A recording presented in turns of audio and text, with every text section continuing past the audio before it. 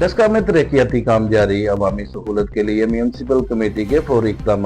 मज़ीद जानते हैं इस रिपोर्ट में। डस्का शहर में जारी तरक्याती मंसूबों के दौरान अवामी सहूलत को मद्देनजर रखते हुए chief officer municipal committee Daska उल्फत शहजाद की जानिब से फौरी और मौसर इक़दाम किए जा रहे हैं। खसूसन कॉलेज रोड, वजीराबाद रोड और पसरूर रोड की तमीर बहाली के दौरान शहरियों को दरपेश मुश्किलात बिलखसूस गर्दो गबार के मसाइल के पेश नजर म्यूनसिपल कमेटी डस्का के अमले को फौरी तौर पर पानी छिड़काव की हदायत जारी कर दी गई। चीफ ऑफिसर उल्फत शहजाद ने कहा कि शहरियों की सहूलत और सेहत हमारी अवलिन तरजीह है। तरक्याती कामों के दौरान आवाम को दरपेश मसाइल के हल के लिए हर मुमकिन इक़दाम किए जा रहे हैं। वजीराबाद रोड पर तरक्याती सरगर्मियों के बाइस गर्दो गबार से बचाव के लिए बाकायदगी से पानी छिड़काव किया जा रहा है ताकि अवामुन्नास को बेहतर माहौल फराहम किया जा सके।